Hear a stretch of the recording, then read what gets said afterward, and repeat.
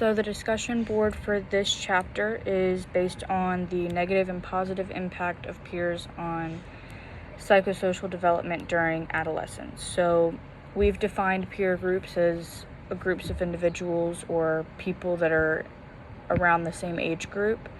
So think like in schools you have your peers. They're from different backgrounds, different families, but they're all around the same age. So positives that I have listed is that it shapes your socialization. So it provides like the main context of how we interact with each other, our social norms, what is okay and what isn't okay to say in a public setting, that kind of thing. It also helps solidify a young person's social and personal identity, which can be seen as positive or negative. If they're around positive peer groups, they'll thrive. If they're around negative, they might not. It also plays an extremely important role in the psychological development of adolescents. So you need that socialization, that exposure to other people's values, other people's cores to themselves, other identities, other personalities, that kind of thing. I also have adolescents judge one another on the basis of the company they keep.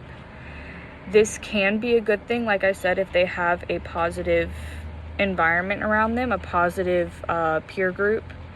But it can be negative based on who they hang out with. So if someone is seen or viewed as negative in the public eye and you're around them, you're going to be associated with them in a way that it's branding you as negative as well. It's also can be positive or negative based off of your peer group can influence your academic performance. So if you're around people that aren't very productive, they slack off, they goof around, they don't really care about school, it might shape your opinion about school as well and lead you to decline in academic performance. But on the other hand, if you're around people that value school, take it seriously, think of it as important, that kind of thing, you're probably going to as well.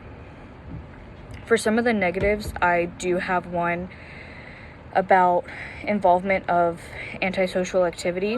So aggressive antisocial adolescents usually gravitate towards each other, which is how we can form the basis of gangs, which is organized peer groups of antisocial individuals.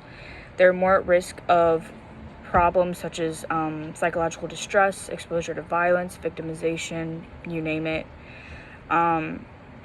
Another negative is rejection by peers. So if you don't necessarily fit in or you're not seen as normal, whatever it may be, rejection by your peers is a major source of stress. It can cause all kinds of stress responses in the adolescent brain and the adolescent body. Another negative that I have is being unpopular has negative consequences. So if you're not seen as popular by your peer group, according to like our psychological and psychosocial development, it can lead to depression, behavioral problems, academic difficulties.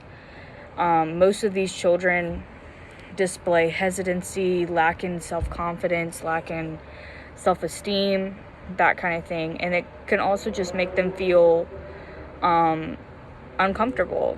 And that submissiveness or that victimization makes them easier targets for bullying for more normal kids or the peers that did reject them in the first place. Poor peer relationships really just lead to declining mental health. So they can be low achievers, they can be dropouts, they can show higher rates of delinquent behavior, suffer from emotional and mental health problems as adults just based off of that rejection. So it's super important for an adolescent to have a healthy peer group around them.